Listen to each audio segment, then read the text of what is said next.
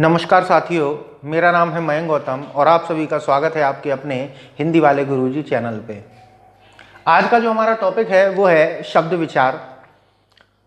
शब्द विचार से पहले जो हमारा टॉपिक था वो था वर्ण विचार। वर्ण विचार, शब्द विचार और वाक्य विचार, ये तीनों ही भाग होते हैं व्याकरण के। व्याकरण को तीन तत्वों के आधार पर पढ़ा जाता है: वर्ण विचार, शब्द विचार और वाक्य विचार। वर्णों से शब्द बनते हैं, शब्दों से वाक्य बनते हैं और हम अपनी भाषा को बोलना शुरू कर देते हैं। तो आज हमारा जो टॉपिक है वो है शब्द विचार। और पिछले वीडियो में मैंने क्रिया के बारे में कुछ बताया है। क्रिया जो टॉपिक है वो अभी शब्द विचार के अंतर्गत आएगा।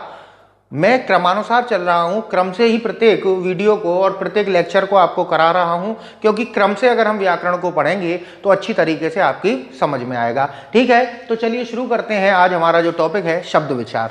चलिए शब्द विचार की बात करी जाए तो हमें शब्दों पर करना है विचार। किस पर करना है? शब्द पर। अब सीधी सी बात आ गई कि शब्द आखिर में होता क्या है। अगर बात करी जाए शब्द होता क्या है, तो सामान्य तौर पर किसी से अगर पूछा जाए, मैं अपनी कक्षा में जब विद्यार्थियों से पूछता हूं, पहली बार जब वो क्लास लेते हैं तब मैं पूछता हूं कि शब्द क्या होता है, तो वो कहते हैं कि सर जी, दो वर्णों का जब मेल हो जाता है तो वो क्या बन जाते हैं? शब्द बन जाते हैं। तो क्या दो वर्णों से अधिक वाले शब्द नहीं होते? तो पहले हम इस बात को चर्चा करेंगे, क्या दो वर्णों को या दो से अधिक वर्णों को मिला देने पर शब्द बन जाता है? तो चलिए देख लेते हैं। हमने दो या दो से अधिक वर्ण मिलाए। देखो, क, म, ट, ल और ह। चलो, मैंने यहां पर कई सारे वर्ण मिला लिए। क्या ये कोई अर्थ प्रदान कर रहे हैं? हाँ जी, कोई अर्थ नहीं प्रदान कर रहे। तो ये शब्द नहीं है, इनको केवल वर्णों का समूह कहा जा सकता है, लेकिन शब्द नहीं कहा जा सकता। तो शब्द के लिए सीधी सी बात क्या निकल के आई कि वर्णों को मिलाया जाए तो क्या होना चाहिए? अर्थ प्रदान होना चाहिए। तो उसी को हम क्या कहेंगे? शब्द कहेंगे। तो सीधी सी बात है, मैं अगर यहां पर लिखूं, जैसे मैंने लिखा मोहन, या मैंने लिखा चमन। अब ये देखिए, मैंने क्या किया? वर्णों को मिलाया और वर्णों को मिलाने पर हो क्या गया? ये अर्थ प्रदान करने लगा। तो इसी को हम क्या कहेंगे? शब्द कहेंगे। तो बात आपकी समझ में आ गई। तो शब्द की अभी तक परिभाषा क्या बनी कि दो या दो से अधिक वर्णों को मिलाने पर अगर वो अर्थ प्रदान कर दे तो वो क्या कहलाता है? शब्द कहलाता है। बात क्लियर हो गई। लेकिन अगर मैं इसकी परिभाषा शब्द की ऐसे कहूं कि दो वर्णों की भी आवश्यकता नहीं होती, केवल एक ध्वनि या एक वर्ण भी कभी कभी शब्द हो जाता है, तो क्या आप मेरी बात को मानेंगे? हाँ जी, आपने क्या बोला? ना। क्या बोला? ना। नहीं मानेंगे। नहीं के स्थान पर हम ना भी प्रयोग कर लेते हैं। तो ये ना भी अर्थ प्रदान कर रहा है। ठीक है, अब सीधी सी बात है, आप कहीं घूमने गए और आपसे घूमकर आए, तो आपके घर पर आते ही आपके पिताजी ने आपसे पूछा, आज घूमकर कौन आया? तो आप जवाब क्या दोगे? मैं। क्या बोलोगे आप? मैं। ठीक है, आप क्लास में घुसने वाले हो, तभी आप अनुमति लेते हो अपने अध्यापक से, क्या मैं अंदर आ सकता हूं? तो अध्यापक क्या कहेगा? हाँ। क्या कहेगा? हाँ। इसी तरीके से और भी मैं लिख देता हूं, आ। ठीक है, जैसे आपने पूछा पिताजी मैं दिल्ली जाऊं, उन्होंने कहा जा। तो ये क्या अर्थ प्रदान नहीं कर रहे? हाँ जी, ये भी अर्थ प्रदान कर रहे हैं। तो जो हमने अभी परिभाषा देखी थी वो क्या थी कि दो या दो से अधिक वर्णों को मिला दिया जाए और वो अर्थ प्रदान करने लगे, तो उसी को हम क्या कहते हैं? शब्द कहते हैं। लेकिन यहां तो दो या दो से अधिक वर्ण है ही नहीं। ये सामान्य तौर पर इनको हम एक एक अक्षर या ध्वनि कह सकते हैं। असल में कहीं कहीं पर ध्वनि को ही शब्द कह दिया गया है। अगर मैं शब्द की बात करूं, ये जो शब्द धातु है इसका अर्थ ही ध्वनि है। कहते हैं ना, शब्द भेदी बांध चलाए। कहते हैं ना, शब्द भेदी वाण चलाए। तो शब्द वेदी का अर्थ ध्वनि को भेदने वाले, कि जिधर से ध्वनि उत्पन्न हुई उधर ही तीर चलाने वाले को क्या कहा जाता था? शब्द वेदी वाण चलाने वाला। तो असल में एक समय पर शब्दों को ही ध्वनि भी मान लिया जाता है। बस अंतर क्या है कि वे ध्वनियां जिनका कोई अर्थ हो वो शब्द हैं, और वे ध्वनियां जिनका कोई अर्थ ना हो, जिनसे शब्दों का निर्माण होता है, उन्हीं को हम ध्वनि, वर्ण या अक्षर कह देते हैं। वैसे ध्वनि, वर्ण और अक्षर में अंतर होता है। इसका मैंने एक अलग से वीडियो बना रखा है, आप उसको देख सकते हैं मेरे इसी चैनल पर। व्याकरण का जो मेरा प्लेलिस्ट है उसमें आपको इसका वीडियो मिल जाएगा। ठीक है, चलिए बात करते हैं, मैंने जो बात आपके सामने कही है इसका मैं अब तथ्य भी देता हूं। क्या एक ध्वनि शब्द हो सकती है या एक वर्ण शब्द हो सकता है? अगर मैं परिभाषा की बात करूं तो देखिए, मैं भाषा वैज्ञानिकों के आधार पर परिभाषा बताता हूं कि उन्होंने शब्द की परिभाषा क्या दी है। तो वो क्या कहते हैं कि अर्थ की दृष्टि से भाषा की सबसे छोटी इकाई शब्द है। अर्थ की दृष्टि से वर्णों का कोई अर्थ नहीं होता, शब्दों का अर्थ होता है। अब वो क्या कहते हैं आगे कि अर्थ की दृष्टि से भाषा की सबसे छोटी इकाई शब्द होती है जब एक ध्वनि या ध्वनि समूह अर्थ प्रदान करने की क्षमता से युक्त हो जाता है। कहने का मतलब यह है कि जब कोई ध्वनि या ध्वनि समूह,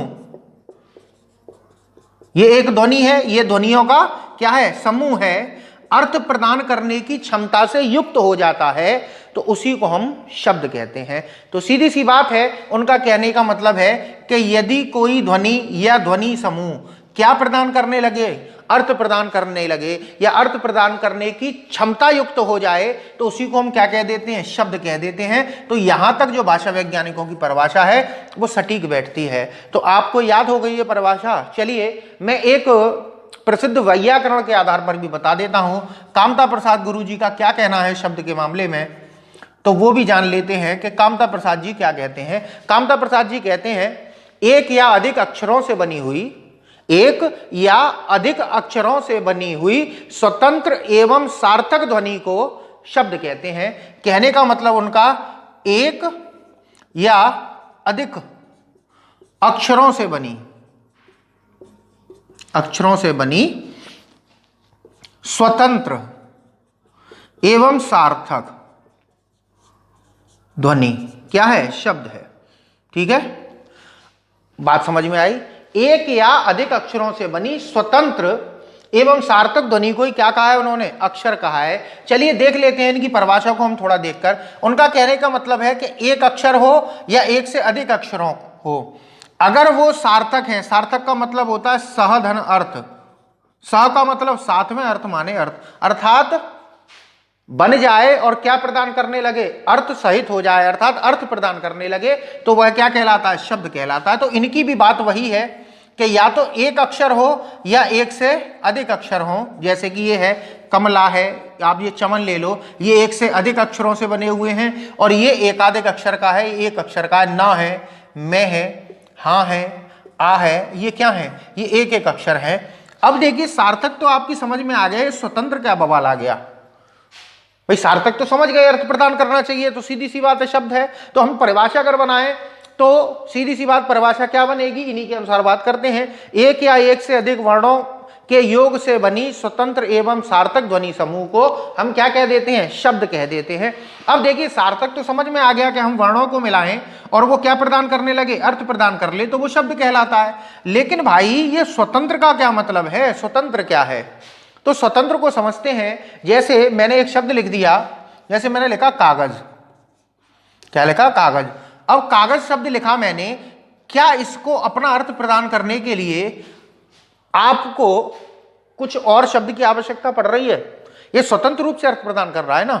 चलिए और देख लेते हैं। मैंने एक शब्द लिखा सूर्य, क्या इस सूर्य शब्द को अर्थ प्रदान करने के लिए, यानी कि ये सूर्य का अर्थ आपको समझ में आ रहा है ना, कहीं ऐसा तो नहीं है किसी और शब्द की वजह से आप इसको अर्थ प्रदान कर पाए, नहीं ना। चलिए अब मैं एक ऐसा शब्द लिख दे रहा हूं,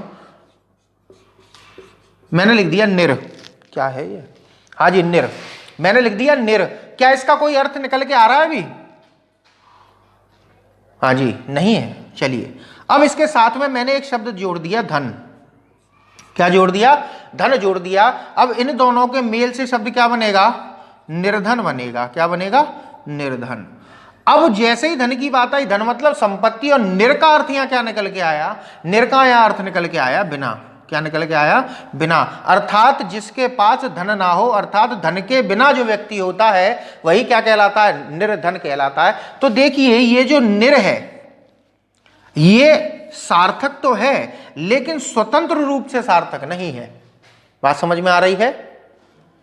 वर्णों का ऐसा समूह जो सार्थक तो हो लेकिन स्वतंत्र रूप से सार्थक ना हो, तो उसको क्या कहते हैं? देखिए ये तो शब्द हो गया, क्योंकि शब्द होने के लिए क्या जरूरी है? ये दो बातें होनी जरूरी हैं कि अगर कोई भी शब्द है तो वो स्वतंत्र अर्थ प्रदान करने वाला होना चाहिए। कैसा? स्वतंत्र अर्थ प्रदान करने वाला होना चाहिए, तब वो शब्द कहलाता है। और यदि कोई वर्णों का समूह सार्थक हो लेकिन स्वतंत्र ना हो तो उसको हम कहते हैं शब्दांश। क्या कहते हैं?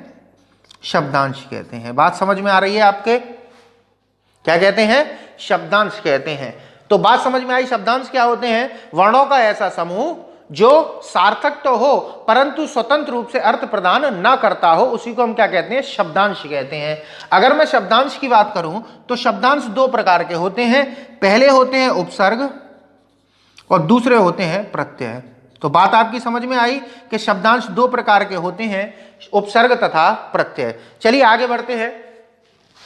शब्दांश आपको अच्छी तरीके से समझ में आया, ठीक है। अब मैं थोड़ा सा संस्कृत के हिसाब से बताता हूं, और इस जो चीज मैं आपको बता रहा हूं इसको और अच्छी तरीके से जो कराने जा रहा हूं उसको मैंने अपना एक वीडियो बनाया था आकृति के आधार पर भाषाओं का वर्गीकरण, उसको आप देख सकते हैं।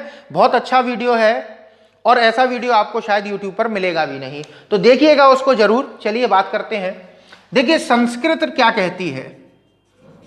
संस्कृत कहती है कि शब्द जो होते हैं इन शब्दों को प्रकृति कहा जाता है, ठीक है। क्या कहती है? प्रकृति कहा जाता है। और इनसे प्रत्यय जो मिलते हैं इनको, हाँ जी, जो प्रत्यय या शब्दांश जो मैंने बताए थे, जो शब्दांश होते हैं इनको प्रत्यय कहा जाता है, चाहे उपसर्ग हो चाहे प्रत्यय, ठीक है। असल में प्रकृति अर्थ होते हैं जो मूल अर्थ प्रदान करें, तो इनको कहा जाता है अर्थ तत्व, और जो प्रत्यय होते हैं ये होते हैं रचना तत्व, ठीक है। अर्थ तत्व का कार्य होता है अर्थ प्रदान करने का, और रचना तत्व का काम होता है उस अर्थ में परिवर्तन कर देने का, ठीक है। अब बात करते हैं हम, यहां तक बात समझ में आई कि शब्द क्या होते हैं? प्रकृति होते हैं या अर्थ प्रदान करने वाले होते हैं, और शब्दांश क्या होते हैं? प्रत्यय और रचना तत्व। अब आपको बताता हूं कि मैं ये क्यों करा रहा हूं। आपने पद सुना है? पद शब्द सुना तो बहुत होगा, लेकिन बहुत से लोग जानते नहीं है कि पद होता क्या है। देखो सामान्य तौर पर मैं यहां बात करूं तो पद कह लो, शब्द कह लो या रूप कह लो, ये लगभग तीनों एक ही चीज होती हैं। लगभग एक ही चीज होती हैं, लेकिन अंतर समझिएगा। शब्द क्या होते हैं? शब्द स्वतंत्र रूप से अर्थवान होते हैं, स्वतंत्र रूप से अर्थवान होते हैं। पद भी स्वतंत्र रूप से अर्थवान होते हैं और रूप भी स्वतंत्र रूप से अर्थवान होते हैं। ये तो एक ही बात हो गई, लेकिन अब समझिए अंतर क्या होता है। देखिए शब्द होते हैं स्वतंत्र और पद होते हैं वाक्य के नियमों से बंधे, ठीक है। यानी कि शब्दों को अगर बात करी जाए तो शब्द होते हैं स्वतंत्र। स्वतंत्र का मतलब जब किसी शब्द को केवल शब्दकोश में रखा जाए या स्वतंत्र रूप से लिखा जाए तब वो क्या होता है? शब्द होता है। और जब उस शब्द को पद के रूप में अर्थात किसी वाक्य में प्रयोग कर दिया जाता है तो वाक्य के नियम उसमें लग जाते हैं, इसीलिए वो क्या कहलाता है? पद कहलाता है। अब इन दोनों की बात करते हैं कि ये क्या कहानी है। इसके बारे में, इन दोनों के बारे में महाभाष्याचार्य पतंजलि जी ने क्या कहा है वो समझिए। पतंजलि क्या कहते हैं कि अकेली प्रकृति का प्रयोग ना वाक्य में हो सकता है, ना ही अकेले शब्दांश का प्रयोग वाक्य में हो सकता है। तो इन दोनों को मिलाकर ही हम वाक्य में शब्द का या पद का प्रयोग करते हैं। तो जब ये दोनों चीजें मिलती हैं, प्रकृति और शब्दांश, या कहा जाए शब्द और शब्दांश जब मिल जाते हैं तब रचना होती है किसकी? पद की। तो समझिएगा प्रत्यय का अर्थ यहाँ उपसर्ग और प्रत्यय ही नहीं है, जो कारकों की विभक्तियां भी होती हैं वो भी प्रत्यय कहलाती हैं। जैसे कि मैं अगर बात करूं, मैंने एक पुस्तक शब्द लिखा, अब इस पुस्तक शब्द को आप क्या कहेंगे? शब्द या पद? अभी ये क्या है? शब्द है। पद कब बनेगा? जब ये वाक्य में प्रयोग होगा। तो सीधी सी बात है कि अगर मैं पुस्तक के साथ में कुछ वाक्य बनाने की कोशिश करता हूं, चलिए जैसे पहले पुस्तक के बारे में आप ये बताइए कि इसके बारे में आप क्या क्या बता सकते हो। भाई सबसे पहली बात तो हम बता सकते हैं कि स्त्रीलिंग है, दूसरी बात हम क्या बता सकते हैं कि एक वचन है, तीसरी बात कि ये संज्ञा है। बस इतना ही तो बता सकते हो आप, ठीक है। चलिए अब इसको वाक्य में प्रयोग कर लो। अभी ये क्या है, शब्द है।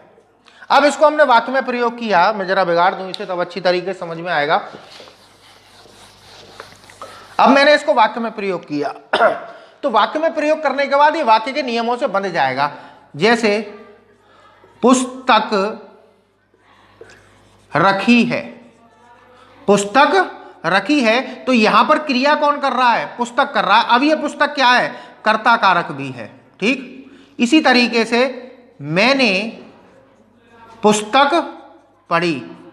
अब यहां बात करी जाए तो ये पुस्तक क्या हो गया, कर्म कारक हो गया। ठीक है, इसी तरीके से मैं पुस्तक से पढ़ता हूं। अब यहां पर पुस्तक क्या हो गई, कर्ण कारक हो गई। तो यहां देखिए हो क्या रहा है, पुस्तक के कारक बदल रहे हैं और इस पुस्तक को हमने वाक्य के नियमों से बांध दिया है। यहां हम इसे कर्ता, कर्म, करण, संप्रदान कुछ भी कह सकते हैं, लेकिन यहां ये कर्ता भी है, यहां कर्ता है, ये कर्म है और यहां करण है। या इस तरीके से समझिए जैसे पढ़ना क्रिया है, अब ये क्या है, क्रिया शब्द है। क्या है, क्रिया शब्द है। लेकिन इसका ऐसा ही प्रयोग हम वाक्य में नहीं कर सकते। हम इसमें क्या करेंगे, कुछ प्रत्यय जोड़ने पड़ेंगे, तब जाके वाक्य में प्रयोग होगा, तब जाकर रूप बनेंगे। पढ़ता है, पढ़ा, पढ़ चुका, पढ़ेगा। तो ये क्या है, ये पद है। तो बात समझ में आई।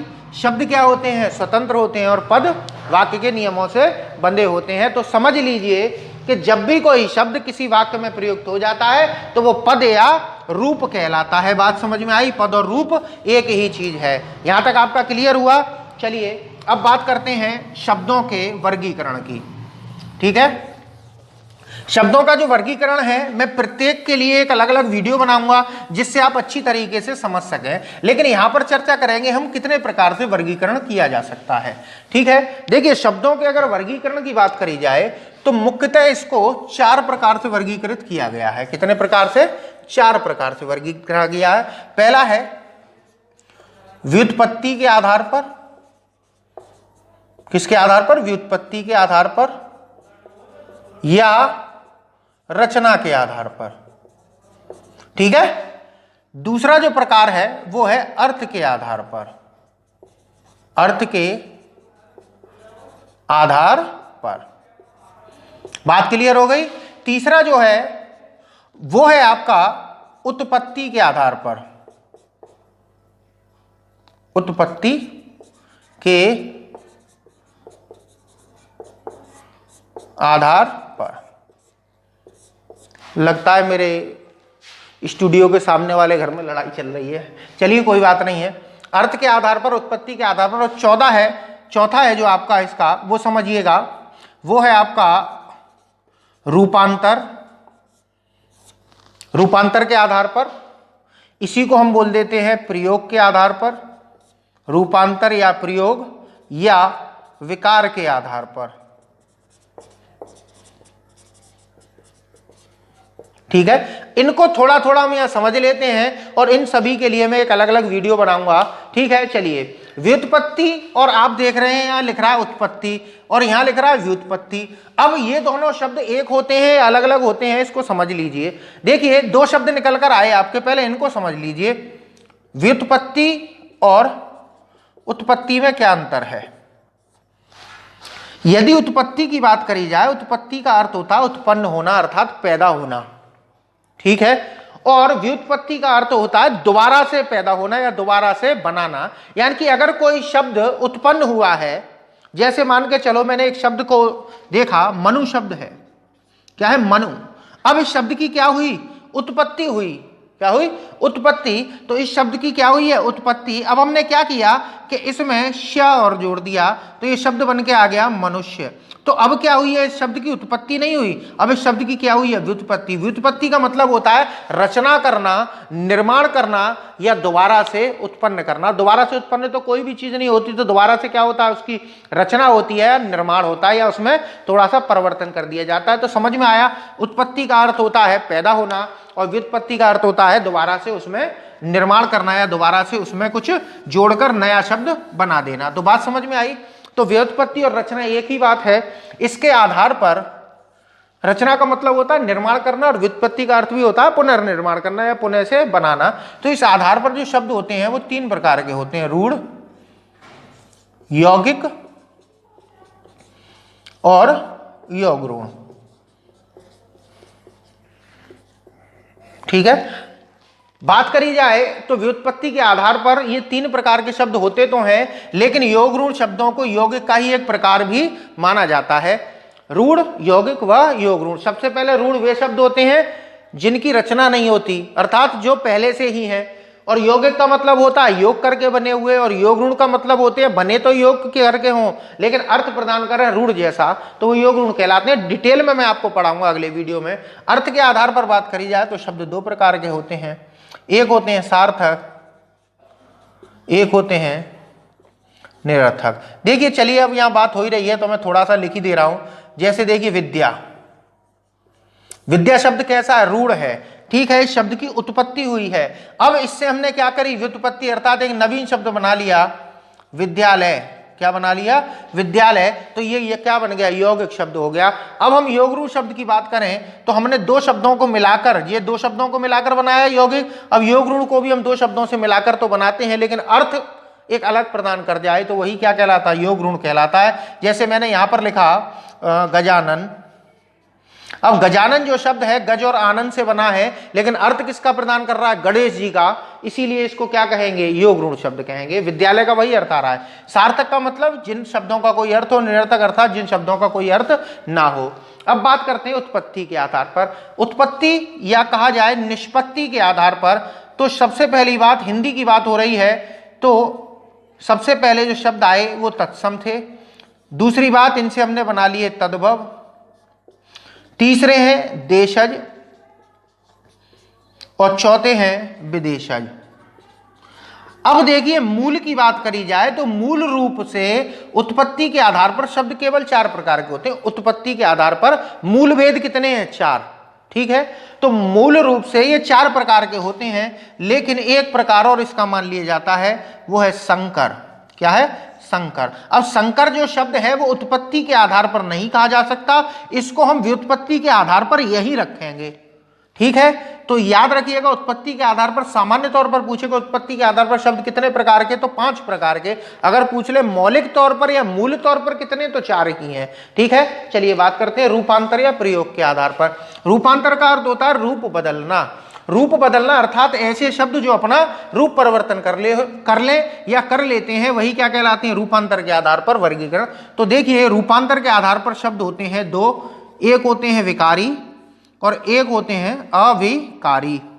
ठीक है, विकारी जो अपना रूप परिवर्तन कर लें और अविकारी जो अपना रूप परिवर्तन ना करें। इसको डिटेल में अच्छी तरीके से समझाऊंगा। अब बात करते हैं प्रयोग। यहां प्रयोग का अर्थ है वाक्य में प्रयोग। ठीक है, किसमें प्रयोग, वाक्य में प्रयोग। यदि वाक्य में प्रयोग के आधार पर बात करें तो शब्द 8 प्रकार के होते हैं। उन 8 को 4 विकारियों में और 4 अविकारियों में रख दिया जाता है, इसलिए ये प्रयोग के आधार पर भी वर्गीकरण माना जाता है। तो ये तो है आपका शब्द के वर्गीकरण। एक शब्द का वर्गीकरण और किया जाता है, लेकिन ये काव्य शास्त्र से संबंधित है, हिंदी व्याकरण से इसका कोई संबंध नहीं है। अगर मैं बात करूं हिंदी व्याकरण में भी कभी कभी इसका प्रयोग कर लिया जाता है, तो वो है शब्द शक्ति के आधार पर। किसके आधार पर, शब्द शक्ति के आधार पर। इसको एक अलग प्रकार माना जाता है। तो वैसे तो वर्गीकरण जो किया गया है 4 प्रकार से किया गया है, लेकिन ये 5वां भी एक माना जाता है, शब्द शक्ति के आधार पर या अर्थ शक्ति के आधार पर। ये भी मैं आपको पढ़ाऊंगा। इस आधार पर जो शब्द होते हैं वो 3 प्रकार के होते हैं। ठीक है, एक होती है अमेधा शक्ति, दूसरी होती है लक्षणा और तीसरी होती है व्यंजना। ठीक है, इन तीनों शक्तियों को भी पढ़ाऊंगा, क्योंकि देखिए यूपी टेट का इस समय पर मौसम चल रहा है। यूपी टेट का जो जूनियर परीक्षा होती है, जूनियर की, उसमें शब्द शक्ति और काव्य के गुण जैसे प्रश्न भी आते हैं। वहां पर व्याकरण बहुत विस्तृत आता है, तो मैं आपको इसीलिए विस्तार से इस व्याकरण को पढ़ा रहा हूं। और जब तक आपका टेट का पेपर होगा तब तक मैं आपको पूरा का पूरा सिलेबस करा के दूंगा, और 1001% की गारंटी मेरी रहेगी कि जितना भी मैं पढ़ाऊंगा आएगा उतने में से ही। ठीक है, चलिए आपसे जल्दी ही अगले वीडियो में मुलाकात होगी। तब तक मैं आप सभी से इजाज़त चाहता हूँ। नमस्कार।